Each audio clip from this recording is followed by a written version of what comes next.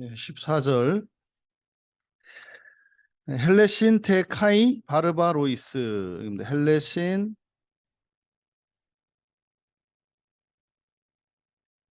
헬레신 테카이 바르바로이스. 그래서 이제 헬레신, 이게 이제 헬라인이고요. 그리고 테카이, 요 테가 이제 카이하고 이제 같이 쓰입니다. 그래서 둘 다, 양쪽 둘 다를 이야기할 때, 그래서 헬레신 테카이 바르바로이스 그랬으니까 헬라인과 그리고 야만인들, 이제 야만인이라고 이제 번역하고 있는데, 요 바르바로이스라고 하는 이 말이 그러니까 원래의 말은 이제 우리가 이제 뭐죠? 그 말 더듬이 어버버버 한다 그러잖아요. 그걸 이제 헬라식으로 말할 때 버버버버, 그래서 말을 더듬는 이런 의미예요. 이 바르바로스가 이제 복수형이기 때문에 바르바로이스 이렇게 된 거고, 말을 더듬는 이런 의미예요. 그래서 이게 이제 원래 이 의미는 말을 더듬다는 의미고, 우리가 외국에 가게 되면 말을 더듬죠. 그러니까 외국 사람도 우리나라 오면은 말을 더듬잖아요. 그래서 이 바르바로스가 의미하는 바가 이제 말 더듬는 사람을 지칭하는 말인데, 그러니까 말을 잘 못하는 사람. 근데 이제 그 언어를 못해서 말을 더듬기도 하고, 또 뭐 사람들 앞에서 이렇게 두려워서 말을 못하기도 하고, 아는 게 없어서 말을 못하기도 하고 그러잖아요. 그래서 이 단어가 이렇게 이제 야만인이라고 하는 의미로 이렇게 이제 사용이 됩니다.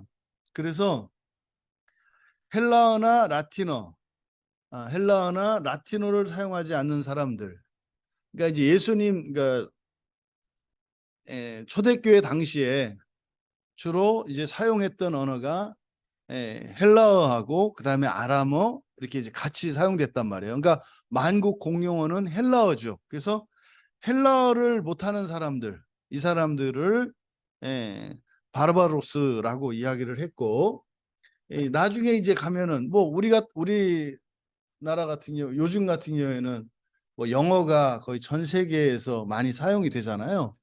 그래서 뭐 영어를 잘 못하고 이런 사람들을 이렇게 이제 이해하죠. 그래서 외국인이라고 하는 의미도 있어요. 그럼 이제 헬라인과 야만인, 그랬을 때 그냥 헬라어와 헬라어를 사용하는 사람과 헬라어를 잘 말하는 사람과 헬라어를 말하지 못하는 사람들, 이렇게 나눈 거예요. 그러면 요 둘, 근데 이제 헬라인, 야만인 이 구분은 그래서 곧 지혜로운 자들과 어리석은 자들이라고 생각을 했죠. 그런 거잖아요. 지난번에 우리 집사님 조카가 이제 한국에 왔을 때 와서 지냈잖아요. 그때 이제 한국말 잘 못하니까 왠지 좀 모자란 것 같단 말이에요. 근데 그거 마찬가지예요. 우리도, 여러분도 여기서 이런데요. 이제 미국 가면은, 그래서 이제 그 외국 사람들이 차별받는 이유 중에 하나가 덜 떨어져 보이기 때문에 그래요. 근데 덜 떨어져서 그런 게 아니라 영어를 못해서 그런 거잖아요. 그래서 말을 못하면 왠지 좀 이렇게 좀 모자란 것 같은 이런 느낌이 들어요. 말을 못하면. 그래서 여기서 이제 헬라인 야만이라고 하는 이것의 의미가 지혜로운 자, 어리석은 자, 이제 이런 의미를 갖습니다. 근데 이런 거요. 사실은 보세요. 이거를 그러니까 교회에 적용시켜 보세요. 교회에 적용시키면 교회의 언어, 이게 뭐예요? 신학적인 용어, 성경적인 용어 이런 거잖아요. 그러니까 예를 들어서 교회 안 다니던 사람이 뭐 박사고 말이죠. 사회에서 신분이 되게 뭐 높은 사람이에요. 근데 교회 오면 하나에서 열까지 모르거든요. 그러니까요, 오면은 뭐 할 말이 없어요. 그러니까 왠지 자기가 모자라는 것 같고, 뭐 그러니까 되게 불공평하다고요. 내가 지금까지 열심히 살았는데 교회에 오니까 내 과거가 다 없어져. 그래서 뭐 기도하고 성경 읽고 뭐 교회 문화가 기준이 되잖아요. 그런 개념으로 이해를 하셔야 돼요. 그래서 헬라인과 야만인이라고 하는 말이 지혜롭고 어리석고 그랬지만 이거는 그 사람의 지혜로움과 어리석음을 이야기하는 게 아니다. 그러니까 초대교회 당시에 사람들이 가지고 있었던 그 당시의 세계관이나 이런 것들을 반영하는 거예요. 이제 저 어렸을 때만 하더라도 서울에 와보는 애들이 거의 없었죠. 서울에 와볼 기회가 없죠, 사실은. 그러니까 뭐 누님이 시집을 가든지 아니면 누군가가 이렇게 서울에 사는 사람이 친인척이 있어야 서울을 한번 와보는 거였죠. 그래서 저도 이제 서울에 왔었는데 오니까 주눅 들어가지고요. 그 옛날에는 이제 그 촌놈이라 그랬잖아요. 내가 생각해봐도 촌놈 티가 나요. 막 주눅 들어가지고 뭐 이제 그런 거죠, 그런 거. 그러니까 여기서 이제 지혜롭다 어리석다라고 할 때 우리가 생각하는 것처럼 뭐 이렇게 막 철학자고 똑똑하고 그리고 뭐 배운 게 없고 이런 의미로 보시면 안 된다. 하지만 사람들은 그런 생각을 가지고 있었죠. 그러니까 자기들 문화에 익숙한 사람과 익숙하지 않은 사람들을 볼 때 문화에 익숙한 사람들을 지혜롭다고 생각을 하고 그렇지 않은 사람들을 어리석다고 생각하는 뭐 이거는 얼마든지 우리들이 이제 일상에서도 적용할 수 있는 말이에요. 그래서 여기서 이제 소포스라는 말과 아누에토스 해서 헬라인과 야만인에 대한 특성을 나타내지만 진정한 의미의 지혜롭고 어리석은 이런 것을 이야기하는 게 아니라 이것은 바로 언어예요, 언어. 언어고 이 문화적 특성을 가지고 이렇게 이야기를 하는 거죠. 하지만 요 이제 단어가 의미하는 바는 소포스라고 하는 지혜로운이라고 하는 이 소포스는 사실 오늘날로 말하면 이게 전문적인 지식이 있는 걸 말해요. 그러니까 전문적이라고 하는 게 어떤 전문적인 직업만 말하는 게 아니라 뭐 이런 거죠. 요게 소포스예요. 이게 보면은 되게 잘했잖아요. 이렇게 되게 잘 만들었잖아요. 그러니까 이런 걸 소포스라고 한단 말이에요. 그래서 이런 거를 문과적이고 철학적이고 너무 지성적인 이런 개념이기보다는 소포스는 사실은 기술적이고 실용적인 그런 지식들을 나타내는 말이에요. 그러니까 여러분들이 이제 일상생활에서 뭐 요리를 하시든 아니면 주방 뭐 청소를 하시든 무엇을 하시든 그런 잘하는 거죠. 숙련된 거, 현명한 거. 이것을 소포스라고 한다. 그리고 이제 어리석은이라고 할 때는 부정접도 그리고 생각하다 노에오. 노에오는 누스의 동사형이잖아요. 그죠? 누스의 동사형. 노에오 생각하다. 그러니까 아니까 부정접두어거든요. 그러니까 헬라에서 아가 붙으면은 없는, 아닌 이런 뜻이에요.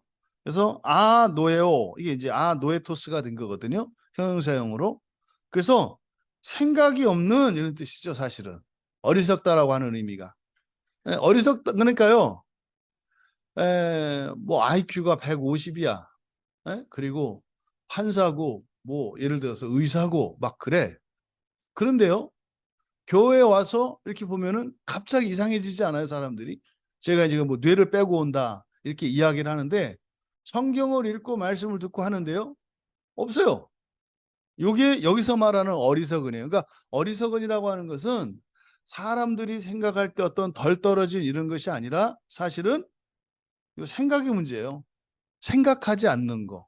생각하지 않는 거. 이런 관점에서 보면 오늘날 우리나라 청소년들 참 문제죠. 정말 문제죠. 일상생활을 할 때 이렇게 생각하지 않고 살아가는 일들이 너무 많아요. 그래서 이 어리석다라고 하는 이 말의 의미가 생각이 없는 이라고 하는 의미다. 그래서 뭐 이해력이 없는, 생각 없는. 그 다음에 여기서 이제 오페일레테스라고 하는 요 말이 여기서 이제 빚진 자라고 번역이 돼 있어요. 빚진 자. 근데 성경에서 요 빚은 죄의 동의어로 쓰입니다. 빚이라고 하는 것은 갚아야 할 돈이잖아요. 갚아야 할 돈. 그래서 죄라고 하는 것도 온전성에서 결함이 있는 부분이잖아요. 그래서 결핍. 그래서 이거는 이게 돈의 결핍, 그것은 의의 결핍, 이렇게 되는 거죠. 그래서 이 빚진 자라고 하는 요 단어, 이 오펠레이테스가 마태복음 18장 24절, 이게 이제 일반 달란트 빚진 그 탕감 받은 자에 대한 그 예수님의 그 비유의 말씀이죠. 로마서 8장 12절, 그다음에 15장 27절, 여기 이제 사용된 용례고, 그래서 이 마태복음 6장 12절하고 누가복음 13장 4절에서는 똑같은 단어를 죄 지은 자를 죄 지은 자라고 번역하고 있어요. 나에게 죄 지은 자를, 우리에게 죄 지은 자를 용서해 준 것 같이 우리의 죄를 용서해 주시고, 그때 이제 바로 죄지은이라고 하는 의미로 사용되고, 갈라디아서 5장 3절에서는 의무를 가지고 있는, 의무를 가진 자라고 이제 번역을 하고 있습니다. 그래서 지금 바울 사도가 얘기하는 요 빚진 자라고 하는 이런 의미가, 바울은 이방인의 사도로 부르심을 받았잖아요. 그러니까 여기서 빚진 자라고 하는 것은 뭐 빚졌거나 실제로 뭐 그들에게 잘못했다라고 하는 의미가 아니라, 여기서는 사도의 직분으로서 사명을 말하는 거죠. 그러니까 헬라인이나 야만인 모두에게 사실은 나는 복음 전할 사명이 있다라고 이야기한 겁니다. 이게 이제 이걸 거룩한 부채 의식이라고 할 수 있어요. 그러니까 이제 여러분들이 이제 은혜를 받고 이렇게 이제 하다 보면 이런 거룩한 부담감을 가지게 되죠. 나는 하나님이 이 일을 위해서 나를 부르셨나 보다. 아니면 내가 이런 일은 이렇게 해야 되겠다. 그런 거죠. 그래서 이게 이제 개인적으로나 가정적으로나 또 민족적으로 교회적으로 이런 거룩한 부채 의식을 가지게 돼요. 이거를 사명이라고 하죠. 이제 사실은 사명에 붙들리면, 사명을 찾게 되면, 이거는 정말로 자기 인생을 하나님께 맡기고, 이 세상의 삶을 하나님께 맡기고, 이 사람들은 그러면 은혜의 삶을 살게 되죠. 은혜의 삶이라는 게 뭡니까? 뭐 은혜 받지 않는 사람이 어디 있겠어요. 근데 사실은 은혜에 맞춰서 살아가는 거죠.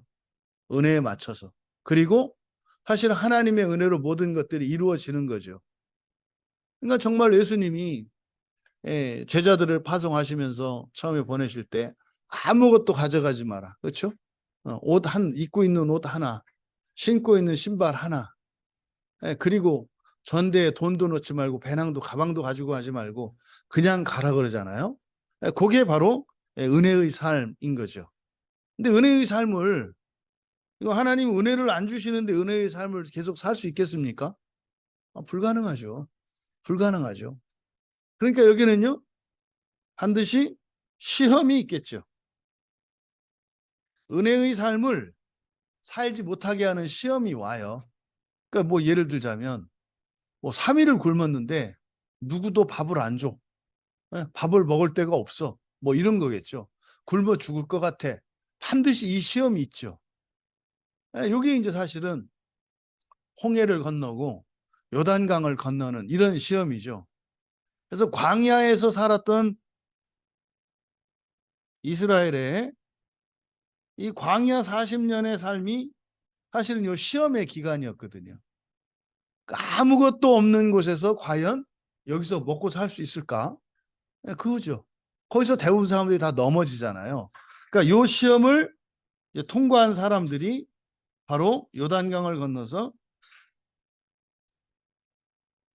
가나안으로 들어가게 되잖아요. 그래서 지금 바울 사도가 가지고 있는 이 부채 의식, 이것을 통해서 바울은 사명을 따라서 살아가는 삶을 살고 있고, 또 그가 은혜의 삶을 살고 있다는 거 알 수 있고, 그 이전에 그에게는 시험이 있었다는 것을 알 수 있어요. 자, 그 다음에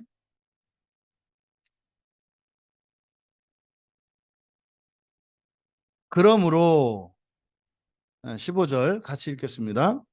그러므로 나는 할 수 있는 대로 로마에 있는 너희에게도 복음 전하기를 원하노라. 헬라 원문 읽습니다. 후토스, 토카트, 에메, 프로티몬, 카이, 휘민, 토이스, 엔 로메, 유앙 겔리사스타이. 유앙 겔리사스타이. 유앙겔리, 읽어주세요. 유앙겔리 사스타이. 예, 유앙겔리 사스타이. 한 번 더 읽어볼게요. 후토스 토카트 에메 프로티몬 카이 휘민 포이스 엔 로메 유앙겔리 사스타이. 먼저 사역을 불러드리면, 따라서 나는 로마에 있는 너희에게 복음을 전하기 위해 당장이라도 준비가 되어 있다. 이건 약간 의역한 겁니다. 따라서 나는 로마에 있는 너희에게 복음을 전하기 위해 당장이라도 준비가 되어 있다. 이걸 직역하면 이렇게 돼요. 따라서 나에게는 로마에 있는 너희에게 복음 전할 열렬함이, 동사가 없어요. 이 문장에는 생략이 되어 있어요. 그래서 요거를 제가 준비가 되어 있다, 요 열렬함이, 요거를 이렇게 이제 의역을 한 거거든요. 뭐 열렬함이 있다, 뭐 이렇게 의미가 되겠죠. 먼저 단어들을 살펴보면은, 여기 보면 요 카타 에메가 있어요. 카타 에메. 여기 보면은 그냥 이게 이제 나에게 그거든요. 나에게. 그러면은 원래 그냥 에메, 나에게 그러면 돼요. 나에게. 근데 이 카타를 썼어요. 그러니까 여기 요거는 이제 바로 뒤에 카타와 에메에서 뒤에 모음이 오기 때문에, 모음이 겹칠 때 맨 끝에 있는 모음을 여기 이제 생략했다는 표시입니다. 근데 왜 카타 에메라고 했는가? 그냥 나에게 하면은요, 그냥 에메 이렇게 하면 되거든요. 이게 나에게예요. 그냥 나에게. 근데 왜 카타를 썼을까? 이게 이제 구분하기 위한 거예요. 예, 카타를 쓴 것은 그냥 나에게는 여기 보면은 카타 에메 이렇게 괄호치시고, 요 토 프로티몬, 요게 주어예요. 토 프로티몬, 요게 주어거든요. 예, 요게 사실은 요 끝에 있는 열렬함, 요게 주어입니다. 근데 지금 우리말 성경에는 나는 이라서 나를 주어로 만들었잖아요. 그러니까 요거는 이제 전체에 있는 내용을 이제 의역해서 이렇게 풀어 썼기 때문에 그래요. 저도 이제 사역할 때 이거를 나는 이게 동사로 준비가 되어 있다로 번역을 했기 때문에 이렇게 한 건데, 어쨌든 먼저 여기서 카타 에메라고 해서 나에게라고 하지 않고 카타라고 한 것은, 이거는 지금 나에게 있는 이것을 강조하기 위해서 카타를 쓴 것으로 보여요. 그리고 주어는 토 프로티몬, 여기서 프로듀몬이라고 하는 요것은 이제 프로듀모스이거든요. 원형이 이 프로듀모스는 프로와 듀모스가 합쳐진 거예요. 그래서 이거는 열렬한 또는 준비된 또는 즉각적인 뭐 이런 뜻이거든요. 그러니까 프로듀모스, 그러니까 이거를 동사형으로 동사 이제 비동사가 있는 거로 생각을 해서 준비가 되어 있다 이렇게 이제 번역을 한 거예요. 그러니까 15절의 내용은 자신이 헬라 사람들이든 아니면 헬라 바깥에 있는 헬라어를 사용하지 않는 다른 민족 사람들이든 모두에게 복음을 전해야 한다는 사명감을 가지고 있었다는 거예요. 그래서 따라서 이러는 거죠. 그러니까 내가 너희에게 가려고 하는 이것은 사실은 뭐 앞에서 그랬지 않습니까? 보고 싶다고. 너희들 너무 보고 싶다고. 그런데 그런 보고 싶은 근본적인 이유가 뭐라는 거예요? 사도로서의 이 사명이라고 이야기를 하는 거예요. 그러니까 단순한 인간적이고 개인적인 그런 그리움이 아니라 또 그런 그리움이 있지만 그것만이 아니라 뗄래야 뗄 수 없는 것이 바로 너희들에게 복음 전하는 사명인데 내가 예수님으로부터 민족들에게 복음을 전하는 그러니까 성경의 용어로 이방인의 사도로 내가 부르심을 받았기 때문에 모든 민족을 그러니까 헬라어를 쓰는 헬라 사람들이든 아니면 다른 언어를 쓰는 다른 민족들이든 모든 민족들에게 유대인이 아닌 다른 모든 민족들에게 복음을 전하도록 부르심을 받았기 때문에 그 복음 전하는 사명에 늘 빚진 마음으로 내가 살아가고 있어. 그래서 내가 너희들을 향해서 너희들을 향한 열렬함도 있는 거야. 뭐 이제 이런 의미인 거죠. 한 번 더 헬라어 읽을게요. 후토스 토 카트 에메 프로티몬 에메 프로티몬 좀 길게 읽었어요. 후토스 토 카트 에메 프로티몬 네 카이 휘민 토이스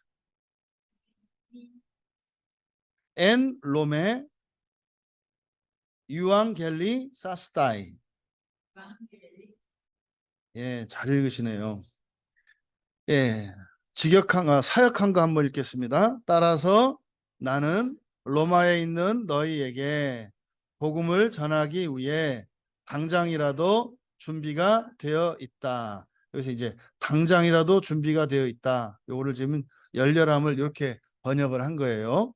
이게 동사가 생략되어 있기 때문에 동사를 집어넣어서 단 16절입니다.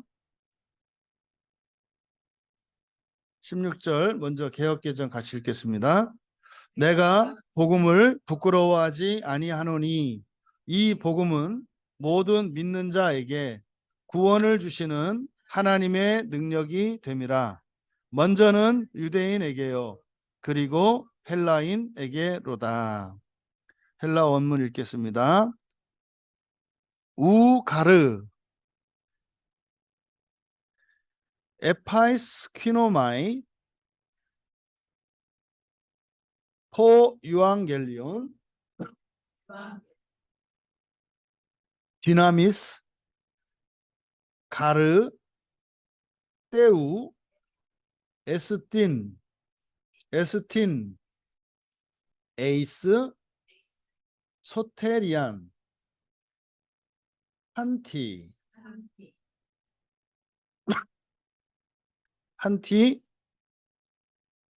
토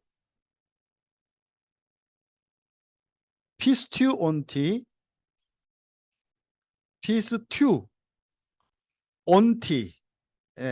피스튜 온티 유다이오 테 프로톤 카이 헬레니. 지금 우리말 성경에 대부분 요 가르가 생략되어 있다고 말씀드렸죠. 왜냐하면입니다. 왜냐하면 사역한 거를 불러드리면 왜냐하면 내가 그 복음을 부끄러워하지 않기 때문이다. 왜냐하면 내가 그 복음을 부끄러워하지 않기 때문이다. 왜냐하면 하나님의 권능은 왜냐하면 하나님의 권능은 믿는 모든 이에게 구원을 위한 것이기 때문이다. 왜냐하면 하나님의 권능은 믿는 모든 이에게 구원을 위한 것이기 때문이다. 먼저는 유대인과 헬라인에게다. 앞에서부터 불러드리겠습니다. 16절. 왜냐하면 내가 그 복음을 부끄러워하지 않기 때문이다.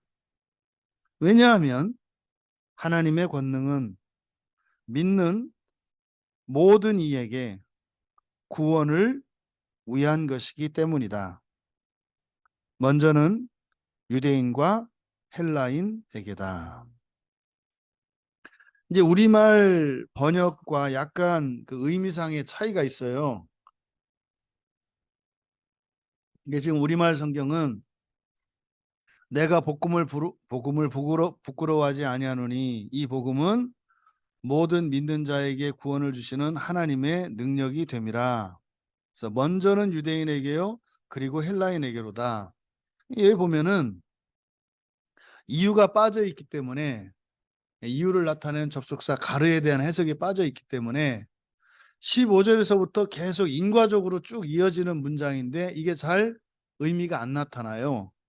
그리고 여기서 이제 크게 이제 오해되는 부분이 사실 지금 기독교에 있어서 심각하게 오해되고 있는 부분이 하나님과 예수님에 대한, 그래서 우리들만의 하나님, 우리들만의 예수님이라고 하는 인식이에요. 이게 과거 유대인들이 가지고 있었던 선민의식이거든요. 근데 그 선민의식이 구약의 유대인들에게는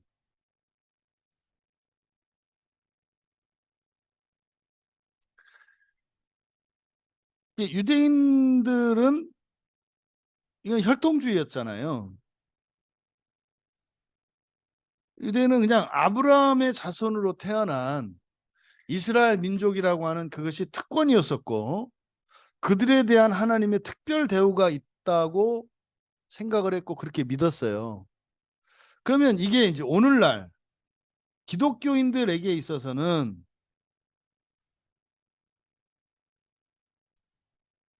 신앙이 그들의 선민의 의식의 근거가 되면 안 되는 거예요.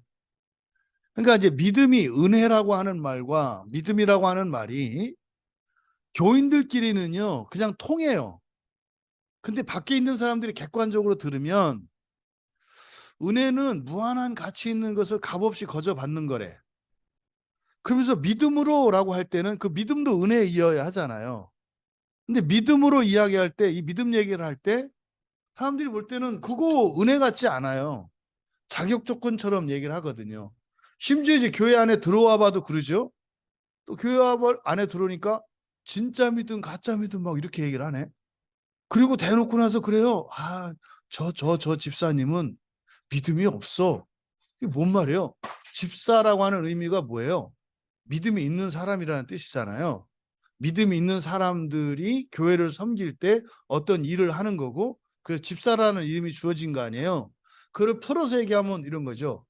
믿음이 있어서 사역 일을 하는데 믿음이 없어. 무슨 말이에요? 이게 말이 안 되는 말을 교회 안에서 한다고요. 그래서 이런 오해들이 많죠. 근데 말입니다. 이런 이야기. 여러분, 예수님은요, 기독교인만의 예수님이 아니고요. 하나님은 기독교인만의 하나님이 아니에요. 요 이야기를 누가 하느냐면요. 보편 구원론자라고 하는 분들, 또 요즘에 그 WCC 많이 들어보셨잖아요. 사실 여러분하고 상관도 없는 얘기예요. 근데 이 WCC라고 하는 게 이게 뭐 종교 다원주의, 그래서 모든 종교에 구원이 있다, 뭐 이제 이런 얘기를 주창하는 사람들이거든요. 근데 그 사람들이 이야기하는 신관이 이런 신관이에요. 하나님이 천지를 창조하셨는데 어떻게 기독교인들만의 하나님이냐? 사람만의 하나님도 아니고 동물과 식물과 우주 전체의 하나님이지 않느냐. 그래서 아마 이제 우리 교회 설교를 듣거나 제 설명을 듣고 이런 사람들은 이제 신학적이고 교리적인 어떤 기준을 갖고 보는 사람들은 야, 저 보편 구원론자다. 행위, 또 어떤 때는 또 행위 구원론자다. 어떤 때는 저것도 WCC다. 뭐 이런 생각을 할 거야. 또 어떤 때는 야, 저거 캐톨릭이다. 그러니까 우리 교회에서 지금 이제 여기서 우리가 공부하는 내용들 이렇게 보면은 어떤 사람들은 이거 오만 짬뽕 잡탕이네 이렇게 말할 가능성이 많아요. 근데 그게 무슨 말이냐면요.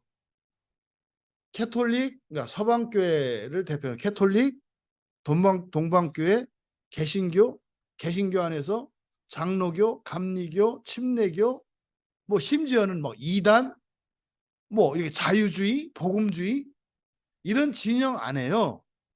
모두 성경의 진리가 조금씩 다 들어가 있어요. 그러니까요.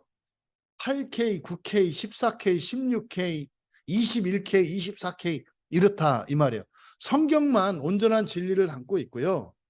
다른 어떤 주의나 진영으로 나뉘어져 있는 곳에 다 그런 성경의 이런 복음의 한 부분들은 다 가지고 있어요.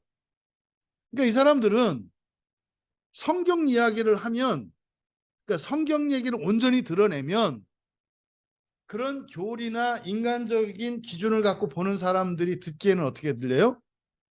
다 여기저기에 있는 모든 주의를 짬뽕해 놓은 것 같네 라고 듣는 게 정상인 거예요. 그러니까 야, 이거는 그렇지 이렇게 가는 거는 사실은 지엽적이고 편협적이에요. 성경의 어떤 특정 부분만 이야기할 때 온전하다 이게. 이제 우리나라에서 어쨌든 제가 뭐 장로교 목사로서 개혁주의 신학을 했으니까 저도 개혁주의 그 신학을 하죠. 그리고 개혁주의 신학의 탁월함과 위대함을 알죠. 근데요, 개혁주의 신학 안에 성경 모두가 다 들어있느냐? 그렇지 않아요. 그렇지 않아요. 개혁주의라고 하는 것은 하나님의 절대 주권과 은혜를 강조하기 위해서, 그리고 사실은 뭐예요? 첫째 부활만을 구원의 목표로 첫째 부활만을 목표로 살아가야 한다고 강조하는 게 개혁주의예요, 사실은. 그러니까 다른 거 없다가 아니라 개혁주의에서는 정답만 가지고 얘기하는 거예요. 그러니까 개혁주의에서 말하는 구원관이 뭐죠? 지옥에 가지 않고 완전한 부활에 임하는 거. 그러니까 첫째 부활을 구원이라고 상정해 놓고 설명하고 진술하는 게 개혁주의 신학이에요. 그런데 문제는 그게 다는 아니라고요. 첫째 부활만 있는 것이 아니라 둘째, 셋째, 넷째라고 하는 서수로 나타낸 그 첫째 부활을 목표로 삼고 있지만 죽음과 동시에 심판을 받지 않고 낙원에 들어가서 첫째 부활에 들어가는 경우만 부활하는 게 아니라 그거보다 뒤늦게 부활에 참여하는 사람들이 있단 말이에요. 이제 요 사람들을 개혁주의가 있지. 하지만 그것을 목표로 삼으면 안 돼. 첫째 부활로 가야 돼. 이렇게 진술하면은 성경적인 거예요. 근데 이거를 그건 구원 아니야. 심지어는 부활 없어. 첫째 부활만 부활하고 나머지는 부활하지 않아. 영원한 지옥으로 가. 이렇게 진술하면 성경과 다르게 진술하는 거예요. 첫째 부활을 목표로 살아가야 하는 거 맞습니다. 신앙생활 할 때. 하지만 첫째 부활에 참여하지 못하면 부활하지 못한다라고 하는 것은 틀린 가르침이에요. 성경과 다른 거예요. 그래서 지옥을 거쳐서 부활하는 경우도 있어요. 하지만 성경은 절대로 지옥을 거쳐서 부활하는 것에 소망을 두지 마라. 왜? 지옥에서의 삶이라고 하는 것은 정말로 0.1초만 지옥에 들어간다 하더라도 지옥에 들어가는 당사자에게는 뭐 우리 용어로 영겁이죠. 무한한 시간에 무한한 고통을 느끼는 것과 같기 때문에 절대로 지옥에 들어가는 것과 타협해서는 안 된다. 이게 성경의 가르침이에요. 하지만 그러함에도 불구하고 한번 지옥에 가면 영원히 다시 나오지 못한다. 이것은 성경적이지 않아요. 바로 이런 부분이 이런 유대인들이 가지고 있었던 선민의식의 배경이 되고, 그리고 오늘날 우리들이 가지고 있는 신관이 여러 가지 주의와 진영으로 나뉘게 되는 이런 편협성과 배타성을 양산해내요. 이런 선민의식이. 그러니까 이게 지금 이 본문 안에서도 그렇게 그런 뉘앙스로 읽어낼 가능성이 있어요. 이제 조심해야 된다. 자, 본문을 살펴보면 가르, 그러니까 왜냐하면이라고 하는 것은 바로 앞에 15절에서 했던 내용이잖아요. 나에게 뭐 이런 열렬함이 있다 이 말이에요. 열렬함이. 지금 당장이라도 달려갈 준비가 되어 있는 이런 열렬함. 그 열렬함에 대한 이유를 16절에서 설명하는 거예요. 왜 내가 그런 열렬함을 가지고 있는가? 왜 내가 지금 당장이라도 하나님께서 좋은 길을 열어주시기만 하면 모든 거 다 내려놓고 당장 지금이라도 너희들에게 달려갈 준비가 되어 있는가? 그 이유를 설명하는데, 왜냐하면 바로 부끄러워하다. 여기 에파이 스키노마이, 여기 이제 부끄러워하다라는 말이거든요. 에파이 스키노마이. 요 에파이 스키노마이는 에피라는 말과 아이스키노마이가 합쳐진 합성어예요. 그러니까 사실은 요 에피가 없어도 아이스키노마이, 요게 부끄러워하다예요. 그런데 성경에서 요 에피는 영어 전치사의 on이거든요. on, 뭐뭐 위에, 그것에라는 뜻이에요. 그래서 이 에피라는 말을 사용할 때는 이것도 강조하기 위한 겁니다. 그러니까요, 정말 진짜 부끄러워하지 않아, 이런 의미예요. 그러면 에피 스키노마이, 우니까 우는 낫이거든요. 부끄러워하지 않는다 이러는 거죠. 부끄러워하지 않는다. 가르가 있으니까 부끄러워하지 않기 때문이다. 뭘? 그 유앙겔리온 복음이에요. 그 복음을 내가 이방인의 사도로 부르심을 받아서 이방인의 사도로 부르심 받았다는 게 사실은 하나님 나라의 복음, 부활의 복음, 하나님의 아들의 복음, 예수 그리스도의 복음을 전하는 사명이거든요. 이것을 그 복음이라고 얘기한 거예요. 내가 그 복음을 부끄러워하지 않기 때문이다. 그래서 뭐 한다는 거예요? 열렬하다 이 말이에요. 그러니까 내가 이렇게 열렬함을 가지고 지금 당장이라도 언제든지 내가 갈 수만 있으면 달려가서 전하고 싶은 것은 바로 무엇 때문에? 그 복음이, 이걸 이제 자랑스럽다라고 하죠. 너무나 자랑스럽기 때문에, 뽐낼만 하기 때문에. 근데 여기서는 부끄러워하지 않기 때문이다. 사실은 이게 굉장히 당당하고 자신 있게 얘기를 하는 거예요. 여러분들이 누구에게 복음을 전할 때 부끄러워하지 않기를 바라요. 여러분, 복음 전할 때 큰 걸림돌이 뭐냐면요, 섞어서 함께 전할 때 이게 걸림돌이 돼요. 그러니까 복음을 전하기 위해서 어떻게 해요? 돈 주고 먹을 거 주고 뭐 선물 주고 이런 방식으로 사람들을 모아요. 왜?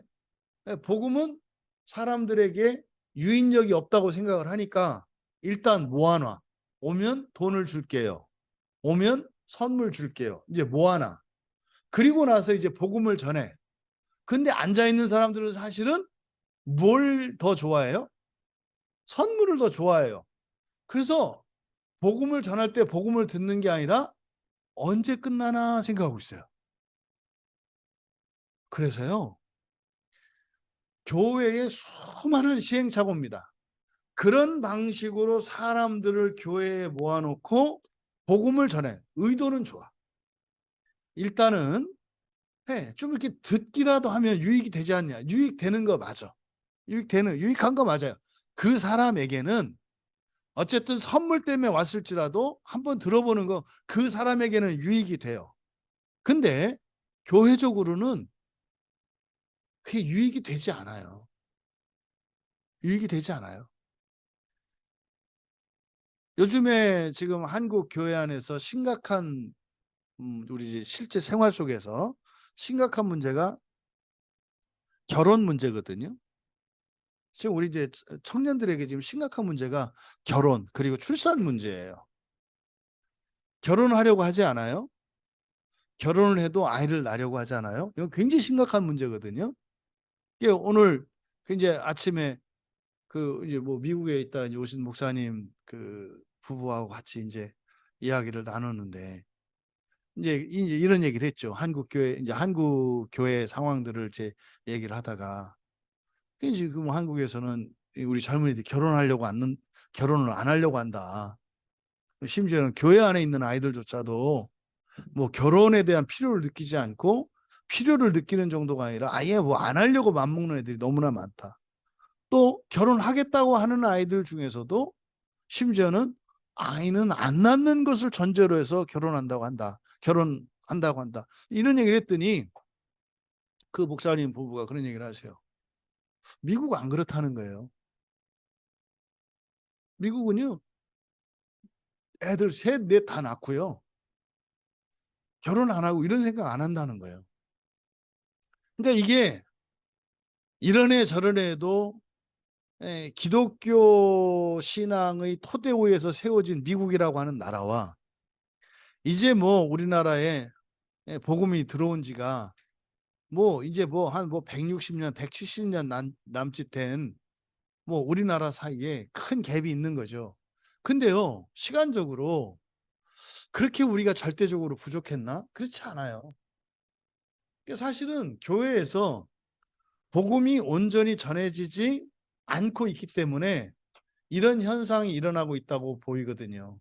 이게 우리 자녀들에게 신앙이 전수가 안 되고 있어요. 그러니까 교회 바깥에 있는 애들은 논외로 하고 교회 안에 있는 아이들, 이 청년들에게 교회 바깥에 있는 아이들과 뭐 술 먹지 마라, 담배 피우지 마라, 뭐 정직해라 이런 거 아니에요. 기본적으로 이 혼인에 대한 그리고 자녀를 낳는 이거에 대한 이게 거룩한 사명이거든요, 사실은. 굉장히 영광스러운 거고요.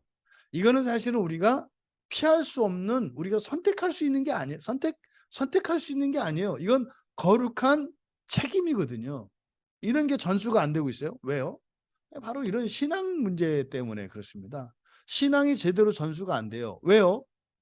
보세요. 어려서부터 우리 애들이 한국 교회에 있는 아이들이 교회에 어떻게 예 출석하게 되고 그러니까 무엇을 위해서 애들이 무엇을 바라고 교회에 가고 또 그 교회에 가서 교회 주일학교 아이들이 또 과연 무엇을 듣는가를 생각해 보세요.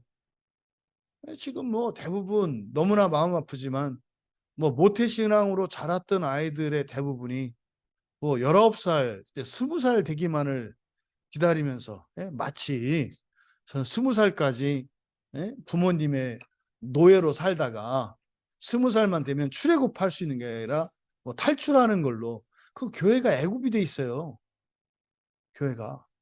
이게 지금 복음이 사실 안 전해지잖아요. 그 중요한 이유가 뭐냐면 부끄러워하지 않는 이 복음, 바울이 얘기하는 부끄러워하지 않는 복음. 그러니까 이것 때문에 내가 열렬함을 가지고 너희들을 향해서 가고 싶고, 그리고 사실은 이것 때문에 너희들을 한번 생전에 보지도 못했던 너희들을 사랑하고 그리워하게 되는 이 복음, 이것이 사실은 오늘날 우리 교회, 뭐 다른 나라는 모르겠고 우리 한국 교회 안에 이게 잘 전달되지 않고 있다는 것은 확실한 것 같아요.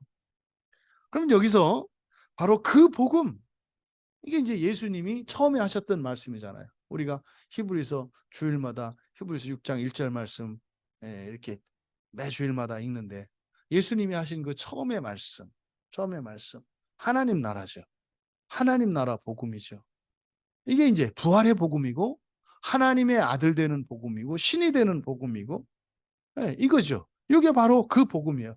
그 복음을 부끄러워하지 않기 때문이다. 그러면 또 왜냐하면이 나와요. 왜냐하면은 부끄러워하지 않는 이유죠. 부끄러워하지 않는 이유. 그러니까 그 복음을 내가 왜 부끄러워하지 않느냐면 요거죠. 듀나미스, 떼우, 하나님의 능력이에요. 요 가르라고 하는 접속사는 문장의 맨 앞에 올 수가 없어요. 그래서 항상 두 번째 단어에다가 집어넣는 거예요. 이게 이제 문법적인 지식이 그래요. 가르가 이렇게 바로 뒤로, 그러니까 문법적으로 가르는 문장의 맨 앞에 올 수가 없어요. 그래서 원래 말은 여기가 들어가죠. 왜냐하면 하나님의 믿음이, 하나님의 능력이 이렇게 되는 건데, 가르라고 하는 접속사는 첫 번째 단어 뒤에다가 사용이 됩니다. 그래서 왜냐하면 하나님의 듀나미스, 능력, 권능이죠. 하나님의 능력은, 하나님의 권능은 에스틴 비동사예요. 이게 에이미 동사, 무엇이다. 하나님의 권능은 무엇이다. 에이스가 무엇을 위하여, 이런 뜻이거든요. 무엇을 위하여. 원래 전치사의 원래 의미는 안으로라는 뜻이에요. into의 영어에. 장소적인 의미로는 안으로라는 의미이고, 그리고 이것이 이제 문장의 의미상으로는 위하여라고 이제 해석을 합니다. 그러면 여기서는 뭐 소테리안이니까 구원 안으로라기보다는 구원을 위하여 이렇게 되겠죠. 그러니까 하나님의 권능은 에이스 소테리안, 구원을 위한 것이다. 이거죠. 구원을 위한 것이다. 그런데 누구의 구원이냐? 한티, 모두예요. 모두. 토, 피스튜 온티. 여기 이제 역격이기 때문에 누구누구에게거든요. 그러니까 피스튜 온티, 믿는 이들에게. 그러니까 모든 믿는 이들에게 구원을 위한 것이기 때문이다. 그대로 보니까요. 하나님의 권능은요, 누구의 구원을 위한 거라고요? 믿는 모든 이들이에요. 요 믿는 모든 이들이라고 하는 말이 앞에서 이야기했던 어떤 선민의식을 가지면 안 돼요. 왜요? 믿음이라는 것 자체가 우리의 행위가 아니고 무엇이기 때문에? 하나님의 은혜이기 때문에. 그러면요, 믿는 사람이라고 할 때는요, 하나님 은혜 안에 있는 사람이고요, 믿는 사람은 현재 교회를 다니고 있는 또 기독교인만을 말하는 게 아니라요, 현재 예수를 믿는 사람들은 물론이고 장차 예수를 믿을 사람들도 포함되는 말이에요.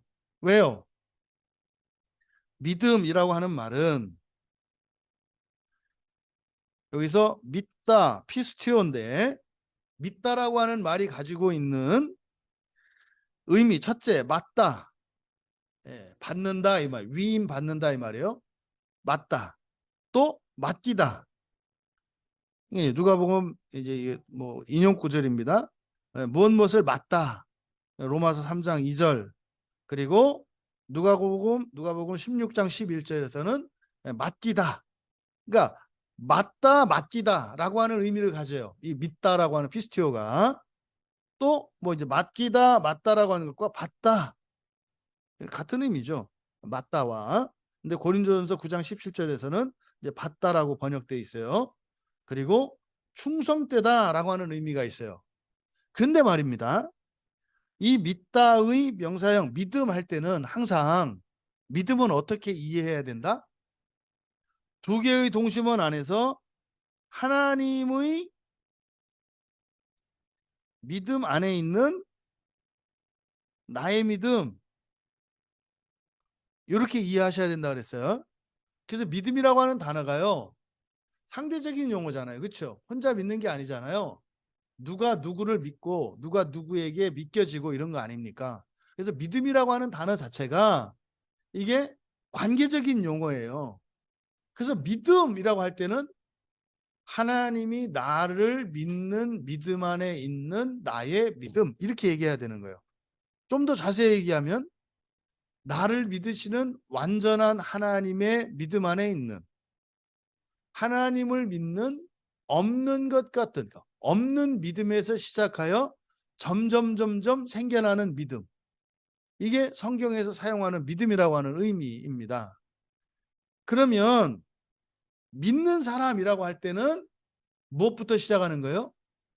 하나님의 믿음부터 시작을 해요. 그럼 보세요. 예를 들어서 지금 현재까지 교회에 한 번도 와본 적 없고 복음을 들어본 적도 없는 어떤 사람이 있어요. 뭐 우리나라에도 있죠, 그런 사람들이. 근데 그 사람에게는 믿음이 없어요. 그런데요, 하나님은 그 사람을 믿어요. 아담과 하와를, 그러니까 하나님이 창세기 1장에서 맨 처음에 사람을 창조하셨잖아요. 그때 어떻게 창조하세요? 하나님의 형상대로 창조하셨잖아요. 하나님의 형상대로라고 하는 것은 계획 속에서 그렇게 한 거라 그랬죠. 그죠? 그럼 그 계획이라고 하는 것은요, 하나님이 하나님 자신을 믿으시는 거예요. 전능한 분이시기 때문에요. 사실은 하나님은 계획과 실행과 성취가 동시적이란 말이에요. 그래서 성경에서 믿는 자라고 했을 때 여러분들은 성경을 보실 때 교회 다니는 사람, 예수 믿는 사람, 이렇게 하시면 안 돼요. 믿는 자라고 할 때 여러분들은 어떻게, 믿는 모든이 어떻게 이해해야 돼요? 믿기만 하면 누구나, 이렇게 이해를 해야 되는 거예요. 믿기만 하면 누구나. 그러니까 교회 다니는 사람, 안 다니는 사람, 이런 개념은 아닌 거예요. 근데 우리가 믿는 사람이라고 했을 때 세례받은 사람들을 믿는 사람, 신자, 이렇게 얘기하는 것은 뭡니까? 현재적으로 그것을 믿을 뿐만 아니라 누리고 있는 사람들이죠. 현재적으로 누리고 있는. 아까 이제 우리 집사님 처음에 시작했을 때 사실은 그 얘기 맨날 하는 얘기였잖아요. 맨날 하는 얘기인데 들어서 알고 있던 얘기예요. 근데요, 내 것이 됐단 말이에요, 이렇게. 누려졌잖아요. 그러니까요, 뭐 이렇게 비나이다 하는 거나 똑같은 게 새벽 기도라고 생각을 했는데, 옛날 생각으로 보면은 자기가 비나이다 하러 왔잖아. 근데 그거 아니잖아. 그게 아니잖아. 아, 이런 거죠. 요거를 이제 믿는 사람이라고 말을 하는 거죠. 그래서 우리가 신자다, 믿는 사람이다라고 할 때는 현재적으로 그 유익을 누리고 있는 사람들을 말하는 거죠. 하지만 그런 사람들로 제한해서는 안 된다. 그러니까 우리가 누구에게 왜 전도해요? 아니, 하나님이 믿는 사람인 거를 믿고 전도를 하는 거죠. 그리고요, 언젠가는 믿을 거라는 거를 우리는 믿으면서, 바라기는 내가 복음을 전해서 지금 이 사람이 돌아오기를 바라는 거죠. 안 되면 어디서 돌아온다? 지옥에서 돌아온다니까요. 반드시 믿어야 돼요. 예수 믿어야 되고요. 반드시 믿어야 돼요. 회개해야 되고요. 반드시 회개해야 돼요. 고난 겪어야 되고요. 반드시 겪어야 돼요. 근데요, 이 세상에서 믿고요, 이 세상에서 겪는 게 훨 낫다니까요. 네, 이거는 아주 합리적인 거죠. 그래서 하나님의 권능은 믿는 모든 이에게 구원을 위한 것이기 때문이다. 그러니까 부끄러워하지 않는 이유 무슨 말입니까? 만약에 여러분 오늘날 적지 않은 사람들이 가지고 있는 인식을 갖고 가보세요. 그러니까 잘못된 그 칼빈의 이중, 그러니까 칼빈의 그 예정론을 잘못하고 있는 것이 구원받을 자가 있고 버림받을 자가 있다라고 하는, 이걸 이중 예정론이라 그래요, 신학적으로. 예, 구원받을 자가 있고 버림받을 자가 있다고 하는 말도 안 되는 생각을 갖고 있어. 그게 진리라면 바울이 갈 때 부끄러움이 있겠어요, 없겠어요? 있죠. 복음 들고 갈 건데 그 중에 진짜가 있고 가짜가 있어서 누구는 복음을 받아들이고 누구는 복음을 받아들이지 않을 거야. 미안한 마음 없겠어요? 부끄러움이 없겠어요? 당당할 수 있겠어요? 그 말이 안 돼요. 그럼 보세요. 오늘날 어떤 사람은 선택받고 어떤 사람은 버림받는다는 말도 안 되는 잘못된 교리를 가지고 있는 사람들이 항상 부끄럽지 않겠어요? 근데요, 부끄러움을 나타내지 않으려면 어떻게 했어요? 속여야 되겠죠. 아니, 저도 과거에 그런 생각을 가지고 있었기 때문에 제가 마귀 짓을 했다고 생각을 하는 거예요. 왜요? 교회요, 주일에 이렇게 오는데요, 체크를 한단 말이에요. 사람들을 제가 심판한단 말이에요. 회심한 사람, 회심하지 않은 사람, 구원받은 사람, 구원받지 못한 사람. 물론 그냥 갈라놓지는 않죠. 구원받지 못한 사람, 회심하지 못한 사람은 회심시켜야 된다고 생각을 하고 그 사람들 위해서 기도하고 막 마음이 아프죠. 왜? 아니, 그 사람은 구원 못 받은 사람이니까. 이게 감정적으로는 더 마음이 끌어올라요. 그건 성경적이지 않아요. 그럼 보세요. 얼마나 위선적이에요. 다 똑같이 구원받은 사람인 것처럼 앞에 놓고 설교를 하는데 속으로는 뭐예요? 누가 보니까 설교 안 들어. 그러니까 내 책임 아니야. 왜요? 어차피 유기된 자로 아, 택한 사람들이구만. 그러니까요. 그 사람들에 대해서 내가 마음을 가지 못해요. 아파요. 힘들어요. 그러니까 그냥 어떻게 돼요? 그냥 하나님이 그렇게 됐다고 내비쳐 두는 거죠. 그래서 잘못된 자칭 개혁주의자라고 하는 사람들이 다른 사람의 구원을 위해서 그렇게 기도하지 않고 전도하지 않아요. 왜? 하나님의 선택을 내가 알 수 없어. 누가 이렇게 구원받기로 택함 받은 사람인지 아니면 누가 버림받을 사람인지 몰라. 뭘 보고 알아요? 내 말 잘 듣는 거 보고 아는 거죠. 그러니까 이런 말도 안 되는 생각. 근데 지금 보세요. 16절에서 복음을 부끄러워하지 않는다. 여러분, 만약에 바울이 내가 로마교에 가게 되면은 거기서 내가 복음을 전할 때 누구는 복음을 받아들이고 부활에 이르고 누구는 복음을 받아들이지 않고 부활에 이르지 못한다는 생각을 가지고 있었다면 어떻게 이런 얘기를 하겠냐 이 말이에요. 어떻게 바울이 그런 이중 예정에 대해서 말했다고 생각을 하냐고요. 아니에요. 말도 안 되는 얘기죠. 오해하지 마라. 그다음 또 하나 오해되고 있는 게 뒤에 부분이에요. 먼저는 유대인에게요. 그리고 헬라인에게요. 이 뉘앙스가 어떤 뉘앙스예요? 유대인이 먼저 그다음 헬라인 이런 느낌이잖아요. 그게 아니고요. 이게 뭐라 그랬어요? 예, 유대인과 헬라인 모두예요. 모두. 유대인과 헬라인. 프로 여기거든요.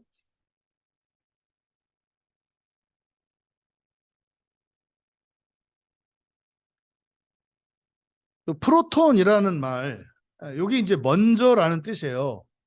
이게 첫째라고 하는 말이 서수의 개념도 있잖아요. 1등, 2등, 3등 할 때 1등이에요. 프로톤.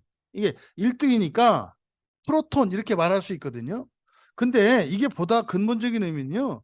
처음에 시작에 이런 뜻이에요. 처음에 시작에. 근데 이거를 수열로, 그러니까 순위로 매겨놓고 그러니까 첫째, 둘째, 셋째 이렇게 나오니까 우열의 기준으로 놓으니까 첫째라고 하는 개념이 되잖아요. 근데요, 처음에 시작에 먼저 이렇게 했을 때는 뭐겠어요? 시작이 있으면 끝이 있잖아요. 여기서 의도하는 바는 뭘까요? 처음부터 끝까지 이 전체를 의미하는 거잖아요. 그러니까 먼저 이거로 시작을 할 거야. 근데 나중에는 모든 사람에게 갈 거야라고 하는 그런 의미예요. 그래서 여기서 먼저는 유대인 그리고 헬라인이 아니고요. 유대인과 헬라인 먼저요. 이게 뭐 여기 섞여 있잖아요. 로마 교회 안에 유대인도 있고 헬라인도 있다 이 말이에요. 근데 유대인과 헬라인이 섞여 있는 그 로마 교회에 바울이 유대인이 우선이야 이 얘기를 했을까요? 말도 안 되는 소리를 하고 있어요. 아니 그리스도 안에서는 남자도 여자도 민족도 지식인도 이런 것도 없잖아요. 그냥 그리스도인 아니에요. 근데 교회 안에서 유대인과 헬라인을 나눈다고요? 이제 이렇게 되니까 서신서를 볼 때 이거를 계속 잘못 보는 거예요. 물론 교회 안에 사람들이 그런 민족에 대한 어떤 갈등과 대립이 있었어요. 근데 바울은 그거 없어요. 오히려 바울은 너희들은 하나다라고 가르치지 않겠어요? 근데 이거를 그렇게 해석하면 안 되는 거죠. 그러니까 지금 여기서 말하는 유대인과 헬라인이라고 하는 것은 누구예요? 그 로마 교회 교인들이에요. 그러니까 여기서 유대인과 헬라인이라고 하는 것은 로마 교회의 교인들을 지칭하는 말이에요. 그러니까 너희들이죠, 너희들. 너희들이에요, 너희들. 그러니까 믿는 모든 이에게 구원을 위한 것이 하나님의 권능이라고요. 근데요, 먼저는 시작은 너희들로부터야. 그럼 무슨 말입니까? 지금 너희들 로마 교회 안에 지금 헬라인과 유대인들이 모여 있지? 시작이야, 시작. 너희들만을 위한 것이 아니라 너희들로부터 시작이 돼서 어떻게 가는 거예요? 전부 다. 전부 다 퍼져나갈 거야 라고 하는 이런 선교적인 의미가, 전도적인 의미가 요 안에 들어가 있다. 그래서 이거는 유대인이 먼저, 그 다음에 헬라인, 그 다음에 이런 개념이 아니다. 먼저 유대인과 헬라인, 다시 말해 로마 교회에 있는 교인들 먼저, 이런 의미라고 말씀을 드린 거예요. 그래서 이 프로톤이라고 하는 이 말을 유다인과 헬라인, 로마 교회 교인들로부터 시작한다는 의미예요. 그러니까 여기서는요, 차별이 없어요. 근데 시간적인 순서는 있죠. 그러니까 여러분도 이게 교회 안에 있는 사람들이 되게 화내는 거, 그리고 안 받아들이는 거. 예수 안 믿고 돌아가신 자기 조상이 구원받은 다음 왜 싫어해요? 진짜예요? 이래야 되는 거 아니에요? 아니, 여러분의 조상이, 여러분의 시조가 여러분이 예수를 믿어서 그분들도 부활에 참여할 수 있다고 하는 거는 기쁜 소식 아니에요? 이게 지금 여기서 의미하는 바는 프로톤이에요. 너희들, 먼저는 여러분이에요. 먼저는 여러분이에요. 근데 그 믿음이 여러분들로부터 전가되거든요. 예, 그리스도의 의는 이거는 하나님의 의고, 이거는요 전가되는 의예요. 전가되는 의. 그래서 먼저는 여러분에게, 그리고 나중에 지옥과도 똑같다니까요. 이 세상에서도요, 예수를 빨리 믿는 사람이 있고 늦게 믿는 사람이 있잖아요. 지옥과도 안 바뀌어요. 지옥 가면 왜 바뀐다고 생각하나 몰라. 안 바뀌어요. 여기서 바뀌어요. 여러분들은 예를 들어서 안 믿어서 지옥 갔더라도 지옥 그렇게 오래 있을 사람들이 아니에요. 왜요? 지옥 가도 금방 믿을 사람들이거든요. 여기서 살다가 안 믿고 죽었어요. 근데요, 돌아가시는 분도요, 진짜로 지겹게 안 믿다가 돌아가시는 분들이 있고요. 사실 믿을 기회 없어서 못 믿고 돌아가시는 분들이 있거든요. 그러니까 믿을 기회가 없어서 돌아가셨던 분들은요, 그냥 개인적인 그 영접을 말하는 거예요. 일찍 이렇게 믿을 가능성이 많아요. 근데요, 하여튼 제 기억에서 가장 안 믿는 어떤 분이 있어요. 예? 저 군포의 그 요양병원에 90세 넘으셨던 그 할아버지. 돌아가실 때까지 그렇게 싫어했어요. 교회를 싫어하고 목사를 싫어하고 예수를 그렇게 싫어했어요. 그렇게. 뭐 두 팔 이게 꽁꽁 묶여 침대에 묶여 있는데도 예수 믿는 걸 싫어했어요. 그러니까 살아서 이게 살다가 죽으면 무슨 큰 변화가 있을 거라고 사람들이 생각하는데 그 수없이 경험하지 않아요? 어제 살고 자고 아침에 일어나서 우리가 바뀌어요?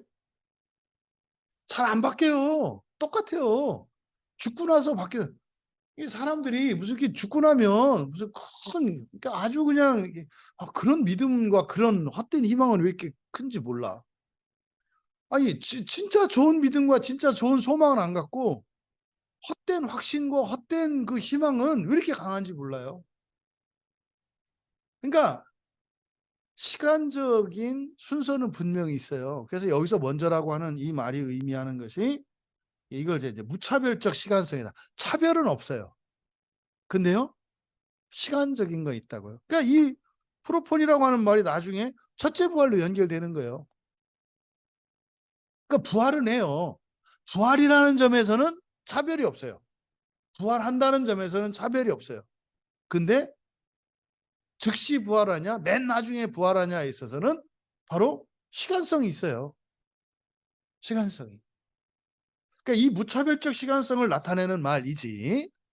여기서 무슨 뭐 누가 더 먼저고, 그러니까 그렇지. 뭐 복음이 유대인에게 먼저 이렇게 들어 웃기는 소리 하고 있어요. 복음이 언제 유대인부터 전했어요? 안 그래요. 안 그래요. 모든 사람에게 똑같이 전해졌어요. 예수님이 말씀하실 때 유대인들에게만 말씀하신 게 아니에요. 무차별적으로 복음을 선포했다고요. 근데요, 시간성이 있어요. 그렇잖아요. 똑같이 설교를 듣는데 어떤 분들은 즉시 받아들이는 사람이 있고 한 박자 늦춰서 받아들이는 분이 있고 아주 늦게 받아들이는 시간성이 분명히 있다고요. 근데요, 여기서는요, 시간성만 생각하면 안 되라 무차별성도 항상 염두에 둬야 된다는 거예요. 그러니까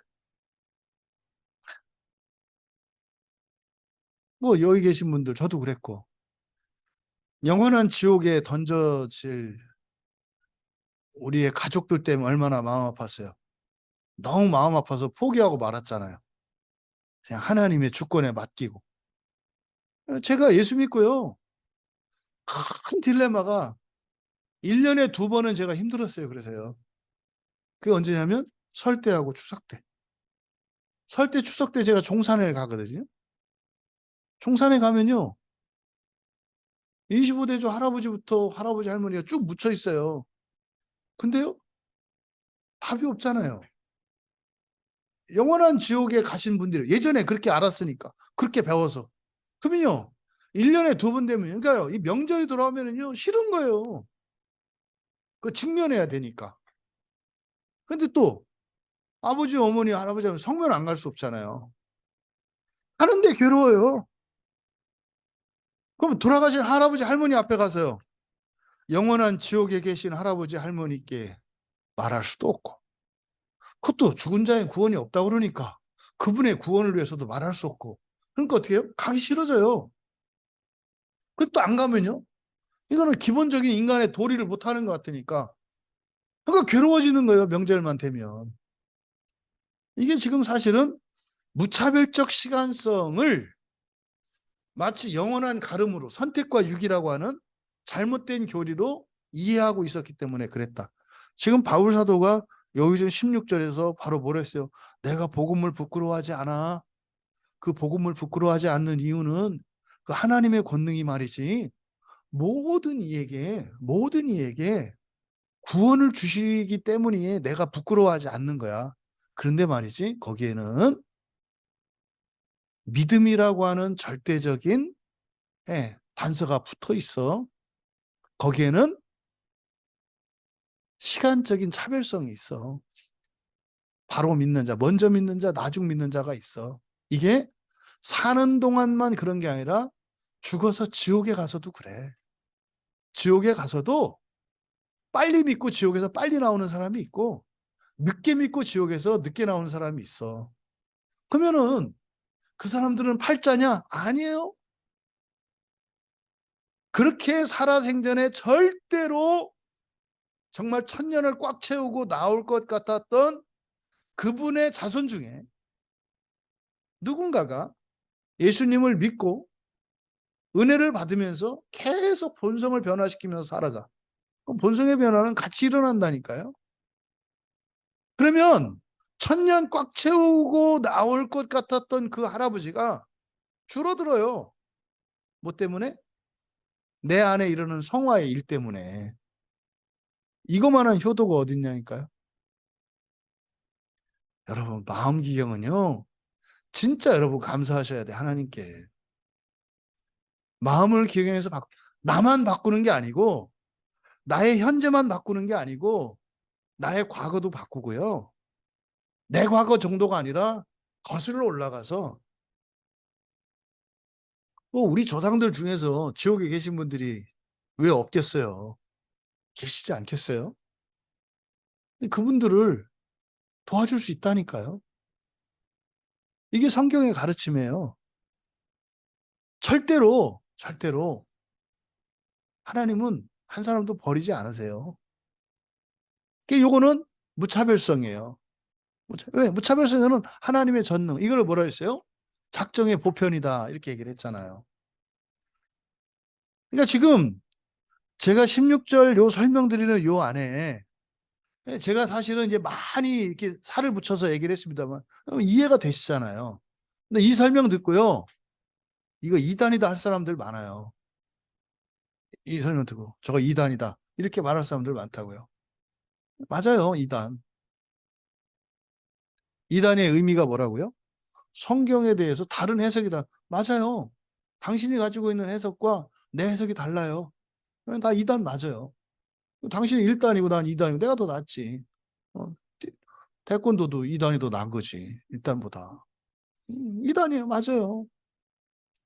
왜 2단이라고 하는 그 말을 성경적으로 이해하고 사용하지 않고 그 종교 개혁을 해놓고도 종교 개혁을 했던 왜 로마 교황이 내려놓은 이단이라는 리단은 잘못된 거다라고 하는 그걸 가지고 왜 사용하냐고요. 종교개혁.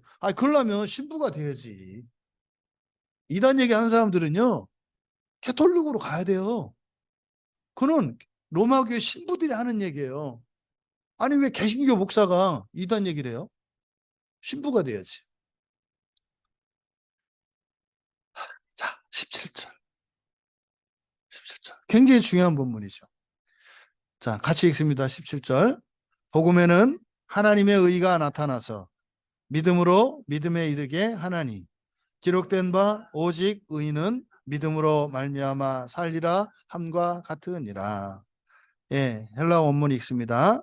디카이오 슈네 가르 테우 엔 아우토 아포클립타이 아포클립테타이 죄송합니다. 칼립테타이 예, 아포칼립테타이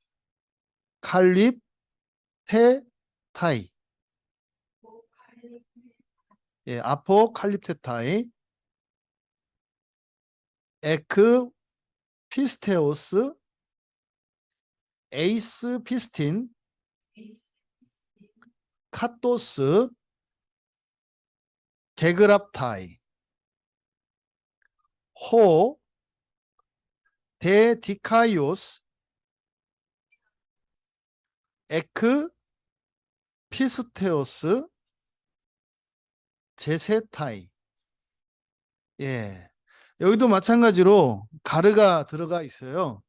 그래서 맨 앞에 17 앞에 왜냐하면 이렇게 들어가요. 사역 불러드립니다.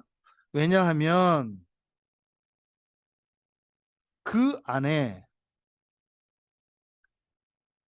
신의 의가, 신이죠. 관사가 없는 하나님이기 때문에 신이라고 하는 거예요. 신의 의가 믿음으로부터 믿음 속으로 드러나기 때문이다. 다시 한번 읽을게요.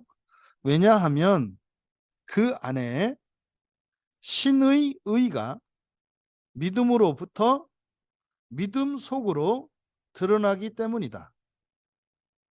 왜냐하면 그 안에 신의 의가 믿음으로부터 믿음 속으로 드러나기 때문이다. 믿음으로 의로운 자는 살 것이다 라고 기록된 것과 마찬가지다. 믿음으로 의로운 자는 살 것이다 라고 기록된 것과 마찬가지다. 여기서 우리가 먼저 알아야 되는 단어가 의라는 단어예요. 의. 디카이오시네거든요. 이 디카이오시네라고 하는 말은 흠이 없는 완전한 상태를 일컫는 말이에요. 흠이 없는 완전한 상태. 그래서 의롭다라는 말은 뭐라고요? 흠이 없다는 뜻이에요. 의롭다라는 말은. 그래서 이게 죄의 상대어예요.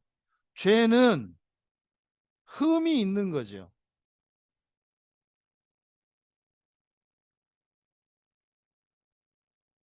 흠이나 결핍을 의미한다고요. 죄라고 하는 게. 그러니까 죄가 없는 상태, 이걸 의라고 한다 이 말이죠. 이거를 존재적 의미, 법정적 의미, 뭐 관계적 의미, 여러 가지 의미로 사용될 때 그 의미들이 좀 다를 수 있어요. 그렇죠? 그러니까 존재적으로 의롭다라고 하는 것이 이게 뭐예요? 예를 들어서 의로운 사람, 그럼 어떤 뜻이에요? 흠 없는 사람이라는 뜻이죠. 의로운 강아지, 그럼 뭐예요? 흠 없는 강아지라는 뜻이에요. 의로운 밥상, 그럼 뭐예요? 흠 없는 밥상이라는 뜻이에요. 이게 존재적인 의미입니다. 이게 법정적인 의미라고 하는 것은요, 벌 받아야 할 범죄 사실이 없는 거죠. 의로운 사람, 그럼 뭐예요? 무죄죠, 무죄. 근데요, 법정적으로 의롭다고 하는 것은 법에 저촉되지 않는 것을 말하잖아요. 그래서 존재적인 의는 아니에요. 법정적 의는. 사실 법정적 의는 뭐라 그러지? 최소한이라고 그랬잖아요. 그러니까요, 도덕적으로 엉망진창인데 법정적으로는 의로울 수 있죠. 의로울 수 있어요. 도덕적으로 잘못됐다고 그래서 법적으로 잘못된 게 아니잖아요. 사실은 도덕적인 의는 법적인 의보다 더 높은 수준을 요구하죠. 왜? 거기에는 윤리와 관습 그리고 상황들이 고려가 되거든요. 지금 우리나라가 지금 심각한 게 뭐냐면 법적으로 의로우면 의로운 것처럼 착각하게 돼 있어요. 그러니까요, 온갖 못돼 먹은 놈들이, 그러니까 뭐요? 지금은 법을 하는 게 최고야. 법을 알고 다 사기치잖아요. 근데 지금 우리나라에 국회의원들은 사실은요, 그래서 법조인들을 뽑으면 안 돼요. 그리고 국회의원이 되려면요, 법조인이 되면 안 돼요. 나뉘어야죠. 입법, 사법, 행정을 나뉜 이유가 뭔데요? 법을 만드는 사람과요, 법을 심판하는 사람과요, 법을 집행하는 사람은 달라야 돼요. 어떤 사람이 법도 만들어요. 법도 판단해요. 법도 집행해요. 그럼 어떻게 했어요? 자기가 왕같이 되겠죠. 그러니까요. 사실은 변호사, 판사, 검사 이런 사람들은요. 정치를 하면 안 돼요. 이런 율사들은 법을 판단하는 사람들이지 만드는 사람들이 아니에요. 보세요. 법을 판단해야 될 율사들이 법을 만드는 국회의원이 되면 어떡할까요? 자기네 장사하기 좋게 만들어 놨어요. 지금요, 우리나라가요, 변호사들을 위한 세상으로 계속 바뀌어가고 있어요.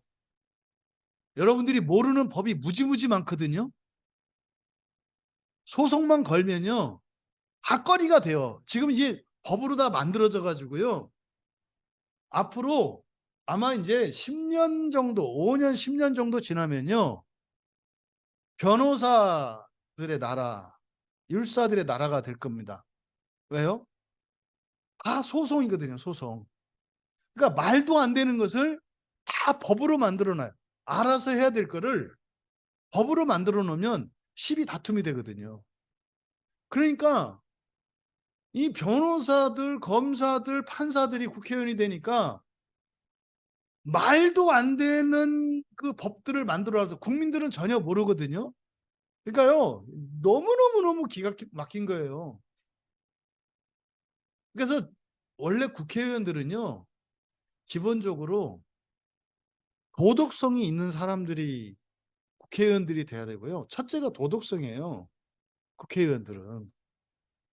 그리고요, 철학적 사고가 있어야 돼요. 철학적 사고가. 그래서 큰 틀을 가지고 볼 수 있는 사람들이 국회의원이 돼야 되거든요.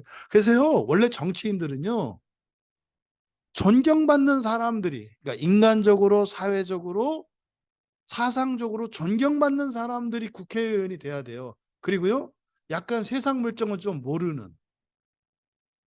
그래서 그런 사람들이 법을 만들어 놔야, 그럼 실제의 삶 속에서 필요한 부분들이 있잖아요. 이거는 이제 판례나 조례나 이런 것을 가지고 법조인들이 실생활에 이런 것을 하는 거예요. 근데 이거 법은 아니지. 조례니까. 상황이 바뀌면 얼마든지 이건 바꿀 수 있잖아요. 그러니까 법은 바뀌지 않을 수 있도록 그런 사람들이 해야 되는 거예요. 근데 지금 우리나라 국회의원들이 대부분 율사들이 판치거든요.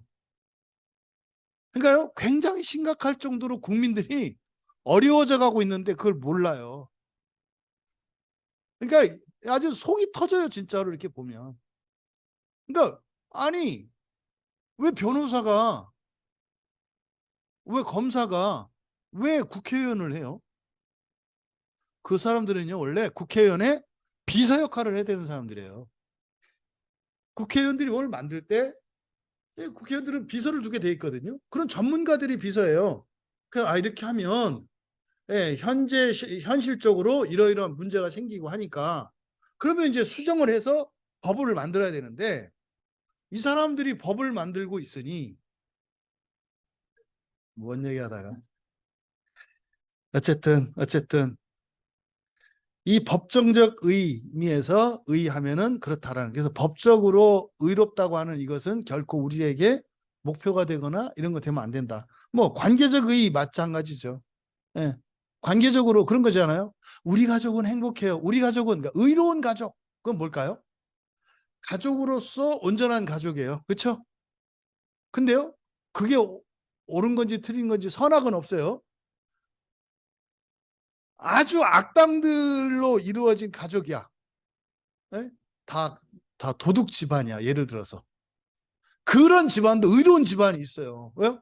너무 행복하고 너무 사랑하고요. 너무 우애해주고요. 우리 가정에는 부족함이 없어요. 물론 가끔 누가 잡혀가서 이제 그 좀 이별해야 되는 거 빼고는 의로운 가족. 이게 관계적인 의잖아요. 그러니까 사실은 존재론적인, 존재적인 의가 온전한 의지, 다른 의미에서 이런 의로움은 다 제한적이고 상대적이에요. 이게 성경에서 말하는 의는 그러니까 뭘까요? 존재적인 의예요. 근데요, 로마 캐톨릭이 가지고 있는 의는 법정적 의예요. 그리고 개신교에서 가지고 있는 게 관계적 의고요. 하나님을 자꾸, 하나님과 우리를 어떻게 해요? 관계로 묶죠. 하나님의 아들 그랬을 때 이게 하나님하고 나하고는 아는 사이, 친한 사이, 뭐 이거를 뭐 은유적인 의미로 이해하잖아요. 존재론적으로 이해하지 않고. 그러니까 로마 가톨릭이 가지고 있었던 법정적 의의 개념이 종교개혁 이후에 개신교에서 관계적인 의로 조금 확장은 됐어요. 근데 성경은 존재적인 의에 대해서 얘기를 한다니까요. 이게 동방교회에서 가지고 있는 의에 대한 개념이에요. 이건 성경적이죠. 그래서 의라고 하는 것은 흠이 없는 완전한 상태, 죄의 상대여다. 그러면 지금 헬라 원문에는 우리말 성경에는 하나님의 의라고 되어 있습니다만 이 하나님의 관사가 없어요. 그냥 떼우잖아요. 떼우. 관사가 없을 때는 하나님이 아니라 신으로 번역을 해야 된다. 왜냐하면 이건 신성을 나타내거든요. 그러니까 하나님의 의예요. 하나님의. 우리가요. 신의 의에는 이룰 수 있죠. 하나님의 의에는 이룰 수 있을까요? 없을까요? 없어요. 이거는 창조주 하나님의 의잖아요. 이거는 우리의 이룰 수 없어요. 이거는. 우리는 신의 의에 이룰 뿐이에요. 피조물이거든요. 우리가 신이 돼도요. 천사와 같이 되어도요. 우리는 피조물이지 창조주가 되지는 못해요. 그래서 신의 의와 하나님의 의 다르고 또 신의 의와 사람의 의가 달라요. 그래서 하나님의 의, 디카이오 신의 때우예요. 때우. 그러니까 신의 의는 사람의 의와 대조되는 거예요. 또 사실은 절대적인 하나님의 의와도 대조되는 거죠. 그러니까 신이라고 하는 존재는 뭡니까? 창조주와 사람 사이에 위치하는 존재가 신이죠. 그래서 하나님의 의가 아니라 신의 의라고 해야 된다. 마태복음 5장 10절에 의를 위해 박해받는 자 산상수훈에서 팔복에서 그때 그 의거든요. 그 의. 그 의는 신의 의예요. 신의 의. 신의 의. 그 의를 위해 박해받는 자 복이 있다. 아까 우리 집사님 그랬잖아요. 내가 지금 오랫동안 겪고 있는 고통이 불행이고 저주고 이것 때문에 내가 사실 너무 불행하다고 생각을 했고 이거를 마냥 싫어만 했는데 만약에 이것 때문에 내가 지옥을 대신하고 이것으로 인해서 내가 신의 의를 얻을 수 있다면 이거 복된 거구나. 그렇다고 그걸 가지고 있을 필요는 없어요. 그렇다고 해서 그게 있다 그래서 그게 불행의 이유가 되지는 않는 거예요. 힘들죠. 힘든 이유죠. 힘든 이유지 불행한 이유는 아니에요. 그러니까 힘든 거니까 하나님은 고쳐주길 원하세요. 그러니까 그 의를 위하여 박해받는 자 복이 있다는 게 그런 의미죠. 여러분들이 신이 되기 위해서 이 세상을 살면서 세상의 모든 고통과 고난을 다 겪는다면 그거 남는 거예요. 이 말이에요. 일단 이 부분이 정리가 돼야 돼요. 왜냐하면 천국이 저희 것이기 때문이다. 그러죠. 하늘에 있는 나라, 하나님의 나라, 그 나라에 갈 수만 있다면 이 세상에 태어나면서부터 죽을 때까지 고통을 받고 고난의 연속인 그런 삶을 살았다 할지라도 복이 있는 거라고 말해요. 근데 우리는 이해할 수 없죠. 근데요, 죽음 뒤에 사후 세계에 대한 이 진리를 가르쳐 줌으로써 이것이 논리적으로도 맞다는 것을 우리가 아는 거예요. 이게 지금 우리가 새벽에 보고 있는 욥이잖아요. 욥기 29장, 30장, 31장 여기가요. 바로 요 얘기예요. 내가 살면서 정직하고 의롭게 사는 것도 이 세상에서 이렇게 좋은 게 아니라 사후에 천국에 하나님의 나라에 들어가겠는데 도움이 되기 때문에 좋은 것이고 이 세상에서 살면서 설사대가 억울한 일을 당하고 고통을 겪는다 할지라도 이것도 내가 천국에 들어갈 수 있게 쓰일 수만 있다면 좋은 거구나.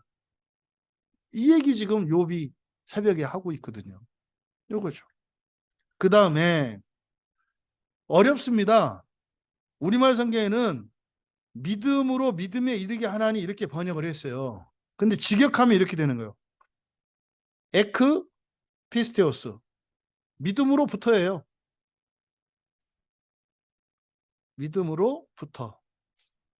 이 에크라고 하는 말은 어디 어디로부터 어디 어디가 상정되어 있는 말이에요. 출발지와 목적지가 있다 이 말이에요. 에크와 같은 의미가 어디 어디로부터라고 하는 의미를 가진 전치사가 에크도 있고 아포도 있거든요. 아포는 그냥 분리를 나타내요. 어디서로부터 떨어지는. 근데 이 에크라고 하는 전치사는요. 어디 어디로부터 어디 어디로라고 하는 목적지가 내포되어 있어요. 에크라는 말은. 그래서 에크라는 말을 썼을 때는 목적지를 염두에 두고 하는 말이에요. 근데 아포는 거기에서 떨어진다는 것에 초점을 둔 말이에요. 근데 여기는 에크 에이스 그랬어요. 어디로부터 어디 안으로 이렇게 된 거거든요. 이걸 그대로 직역한 거예요. 믿음으로부터 믿음으로부터 믿음 속으로 그대로 직역했어요. 그러니까 되게 어려운 문장이에요. 믿음으로부터 믿음 속으로. 근데 문제는 또 더 힘든 게 뭐냐면 드러나기 때문이다. 드러난대요. 근데요, 출발지가 어디 어디로 붙었는데요. 그러면 어디 어디에서 드러나야 되잖아요. 근데 드러나는 데가 어디예요? 속이에요. 이게 이해가 안 되는 말이에요. 오히려 속에서 바깥으로 나가면 드러나죠. 근데 여기 진술은요. 믿음으로부터 믿음 속으로 드러난대요. 드러난다는 것은요. 드러나다라고 하는 이 아포칼립토는 아포와 칼립토가 덮개를 덮다, 감추다 이런 뜻이거든요. 아포는 분리예요, 분리. 그러니까 아포니까 뚜껑을 벗기는 거예요. 아포칼립토가 드러난다는 거거든요. 드러나려면 뚜껑을 벗기는 거고 겉으로 나와야 되잖아요. 근데 에이스와 함께 쓰이고 있어요. 안으로 드러난대요. 그러니까요, 이해하기가 어려워요. 그 안에는 복음이잖아요. 그 복음 안에는 신의 의가 드러난대요. 그러니까 그 복음에서는 신의 의가 드러난대요. 그러니까 이거는 구약에서 율법으로 말미암는 의는 사람의 의예요. 사람의 의. 율법을 지키면 어떤 존재가 된다고요?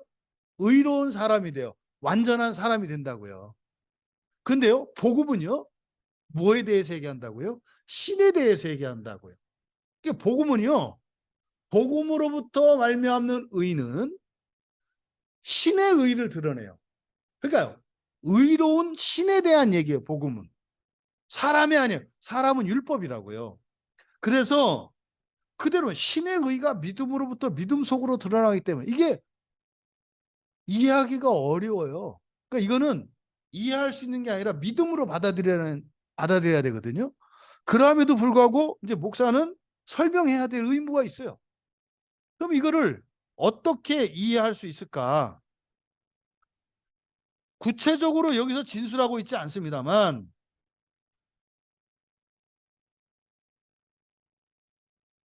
믿음으로부터 믿음 속으로 할 때 이 믿음으로부터 요 믿음은 하나님의 믿음, 하나님의 믿음으로부터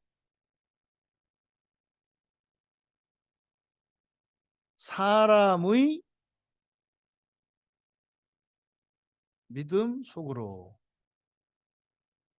하나님의 믿음으로부터 사람의 믿음 속으로 드러나기 때문이다.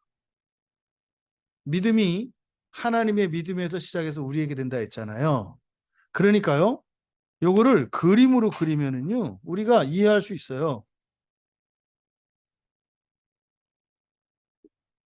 믿음은 하나님의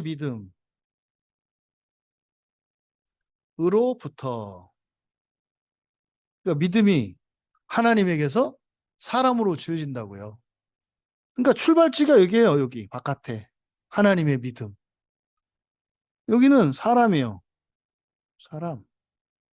그러니까 그 믿음이 하나님으로부터 온다고요. 근데 그 믿음이 어디요? 요 안으로 들어가요. 내면으로. 그래서 안으로 드러난다 그랬잖아요. 그러니까 어디에서 드러나요? 하나님 바깥에서 드러나는 게 아니라 사람 안에서 드러나요. 드러난다고 한 것은 뭐예요? 없던 것이 생겨난다는 뜻이에요. 이게 뭐예요? 누수의 변화, 본성의 변화가 이걸 말하는 거예요. 그러니까 하나님의 믿음으로부터 사람의 믿음 안으로 나타나기 때문이다라는 말이 이해가 되죠. 억지 아니에요. 이해가 된다니까요. 근데 여러분 이해되시는 분은요, 믿기 때문에 이해가 되는 거예요. 머리로는 이해가 안 돼요. 못 알아들어요. 이게 무슨 말인지. 안으로 들어가는데 뭘 드러나? 드러나면 바깥으로 나와야 되지. 또 이렇게 얘기죠. 안에서 나타났는지 그럼 안 나타났는지 어떻게 알아? 이러잖아요. 아니 보여야 나타났는지 뭔지 알 거 아니야. 그러니까 안 보이는 속에서 나타난다고 한 거니까 니네 기독교인들은 그러니까 사기꾼들이라고. 있는지 없는지 그거 아니죠? 그래서요? 어떻게 나타나요? 열매로 나타나죠? 환경의 변화로 나타나죠? 그래서 본성이 변하면 환경이 바뀝니다. 근데 이거는요, 단지 표적 이상 아무것도 아니에요. 표적이 필요한 이유는 우리 안에 일어나는 나타나는 신의 의, 이것을 우리가 확인할 수 있도록 하나님이 표적을 보여주신다고요. 근데 표적이 아무것도 아닌 건 아니에요. 근데 표적뿐이에요. 진짜 우리가 기뻐해야 되는 것은 뭐예요? 내 안에서 일어나는 본성의 변화라고요. 이 표적이 없으면 우리가 모르니까 보여줄 뿐이라고요. 여러분이 알아듣는 게 너무 좋아요. 더 설명 안 해도 되는 게 너무 감사하고 기뻐요. 그 얘기예요. 믿음으로 의로운 자는 살 것이다라고 기록된 것과 마찬가지다. 믿음으로 의로운 자, 여기에서 상대되는 것은 뭐가 있겠어요?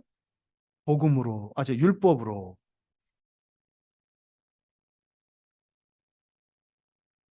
율법으로부터 의로운 자. 이제 구약의 의죠. 구약의 의. 사람의 의. 이해되시죠? 이것과 상대되는 거예요. 예. 오늘 여기까지 하겠습니다.